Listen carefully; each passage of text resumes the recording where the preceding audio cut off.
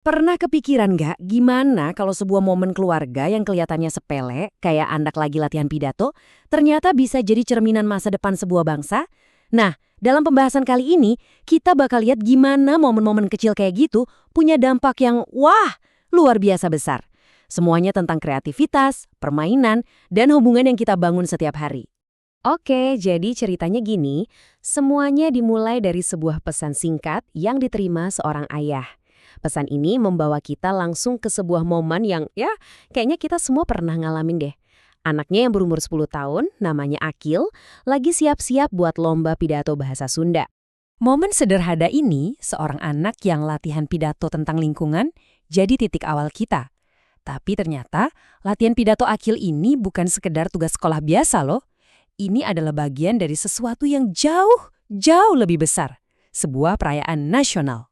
Nah, ini dia benang merahnya. Lomba pidato Akil itu ternyata bagian dari perayaan Hari Anak Nasional ke-41 atau HAN.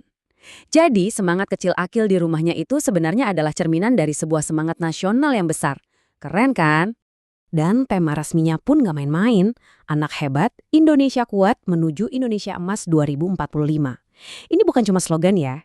Ini tuh kayak pernyataan komitmen satu bangsa buat ngebentuk generasi masa depan yang tangguh. Generasi inilah yang jadi fondasi buat mencapai visi besar Indonesia di tahun 2045. Tapi tentu aja perayaan kayak gini juga jadi momen buat kita merenung. Apa sih tantangan terbesar yang dihadapi anak-anak kita zaman sekarang? Jawabannya seringkali ada di genggaman tangan mereka hampir setiap hari. Dunia digital. Sebuah pedang bermata dua yang penuh peluang tapi juga penuh risiko. Dan data dari UNICEF ini benar-benar bikin kita melek. Coba deh lihat angka ini. Lebih dari 9% pengguna internet di Indonesia dari total 221 juta orang adalah anak di bawah 12 tahun. Itu artinya jutaan anak-anak yang masih sangat muda udah ada di dunia maya, seringkali tanpa pengawasan. Tentu aja ini menempatkan mereka pada resiko yang sangat nyata. Nah, kondisi inilah yang akhirnya mendorong lahirnya percakapan nasional tentang literasi digital. Inisiatif kayak Anak Cerdas Digital jadi agenda utama, dengan satu tujuan. Gimana caranya kita bisa menciptakan ruang online yang lebih aman, ruang di mana anak-anak bisa benar-benar tumbuh dan belajar, bukan cuma terpapar sama risikonya. Jadi, apa dong penawarnya? Di tengah gempuran dunia digital, sumber kita justru ngajak kita buat nengok ke belakang. Melihat lagi kearifan abadi yang tersimpan dalam permainan tradisional. Solusi yang kedengarannya sederhana, tapi ternyata dalam banget maknanya. Nah, coba deh lihat perbandingan di slide ini. Menarik banget. Permainan modern tuh banyak manfaatnya ya, oke. Tapi lihat deh, apa yang ditawarkan permainan tradisional Sunda atau kaulinan barudak, ini bukan cuma soal melatih motorik atau kreativitas. Ini soal membangun hubungan. Dengan diri sendiri, dengan alam sekitar, dan bahkan dengan sang pencipta. Jadi ini bukan sekedar main untuk seneng-seneng aja. Bahkan aba-aba buat mulai main, kayak Home Pimpa, itu syarat dengan makna spiritual yang menghubungkan aktivitas bermain itu sendiri dengan sesuatu yang lebih besar dari kita. Dan ini nyambung ke sebuah ide filosofis yang keren banget, konsep Homo Ludens atau manusia yang bermain. Intinya bermain itu bukan cuma hiburan. Bermain adalah cara kita menciptakan budaya dan nilai. Itu adalah inti dari kemanusiaan kita. Dan permainan-permainan tradisional ini adalah wujud nyata dari filosofi yang mendalam itu. Oke, jadi hubungan yang dalam ini bisa dibentuk lewat permainan. Tapi, ada satu faktor lagi yang krusial banget yang seringkali terlewatkan. Apa itu? Peran seorang ayah. Coba dengerin ini deh. Ada studi keren dari University of Leeds yang nemuin kalau keterlibatan ayah itu punya dampak yang bisa diukur buat keberhasilan anak di sekolah. Dan kita nggak ngomongin berjam-jam loh. Cukup 10 menit sehari. Luar biasa kan? Dan yang paling penting, efek ini berlaku buat semua kalangan, nggak pandang bulu.